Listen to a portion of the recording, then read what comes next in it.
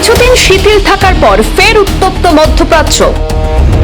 অবিলম্বে ইরান ছাড়ুন, ভারতীয়দের পরামর্শ কেন্দ্রের। পশ্চিম এশিয়ার সংঘাত শুরু হতেই বিবৃতি জারি। রবিবার থেকে ইরান ইসরায়েল সংঘাতে উত্তপ্ত পশ্চিম এশিয়া। লেবাননে আগ্রাসনের প্রতিবাদে রবিবার ইসরায়েলে ক্ষেপণাস্ত্র হামলা চালায় ইরান। আজ ভোরে ইরানের মধ্য এবং পশ্চিমাঞ্চলের একাধিক বায়ুসেনা ঘাঁটি নিশানা করেছে ইসরায়েলি বায়ুসেনা।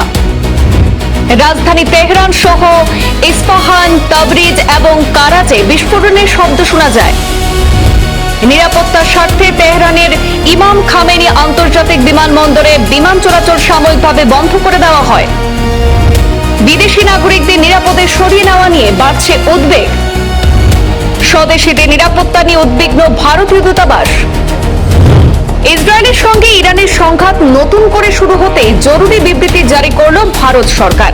ইরানে অবস্থিত সমস্ত ভারতীয় নাগরিককে অবিলম্বে সেই দেশ ছাড়তে বলা হয়েছে। মধ্যপ্রাচ্যে ক্রমশ অবনতি হওয়া নিরাপত্তা পরিস্থিতির কথা মাথায় রেখে জরুরি সতর্কতা জারি করা হয়েছে। দূতাবাসের তরফে জানানো হয়েছে, ইরানে অবস্থানরত ভারতীয়রা যেন পরিস্থিতির দিকে নজর রাখেন এবং যত দ্রুত সম্ভব নিরাপদ উপায়ে দেশ ছাড়ার ব্যবস্থা নেন। একই সঙ্গে যারা এখনো ইরানে রয়েছেন তাদের দূতাবাসের সঙ্গে নিয়মিত যোগাযোগ রাখার পরামর্শ দেওয়া হয়েছে। পশ্চিম এশিয়ার পরিস্থিতির দিকে নজর রেখেছে নয়াদিল্লি। রবিবার থেকে ইরান ইসরায়েলের সংঘাতে উত্তপ্ত পশ্চিম এশিয়া। লেবাননে আগ্রাসনের প্রতিবাদে রবিবার ইসরায়েলে ক্ষেপণাস্ত্র হামলা চালায় ইরান। অন্তত 10টি ক্ষেপণাস্ত্র ছোড়া হয় বলে অভিযোগ। এরপরে ইসরায়েলের তরফে পাল্টা জবাব দেওয়া শুরু হয়। দুই দেশই আকাশ প্রতিরক্ষা ব্যবস্থা সক্রিয় রেখেছে। আমেরিকার প্রেসিডেন্ট ডোনাল্ড ট্রাম্প জানিয়েছেন, ইরানে হামলা না চালানোর জন্য ইসরায়েলের প্রধানমন্ত্রী বেঞ্জামিন নেতানিয়াহুকে নাকি অনুরোধ করবেন তিনি। তারপরেও সোমবার ইসরায়েলি বাহিনী ইরানে হামলা চালিয়েছে। ইরানের রাজধানী তেহরানে অবস্থিত ভারতীয় দূতাবাস সোমবার সকালে একটি বিবৃতি জারি করেছে।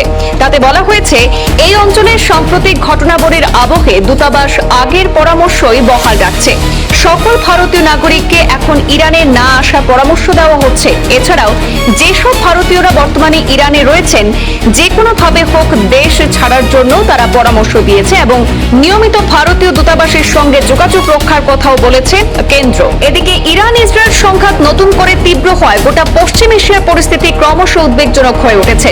সংঘাত আরও বিস্তৃত আকার ধারণ করলে তার প্রভাব আন্তর্জাতিক বাণিজ্য, জ্বালানি বাজার এবং বিদেশে অবস্থানরত সাধারণ নাগরিকদের উপরও পড়তে পারে বলে আশঙ্কা করা হচ্ছে।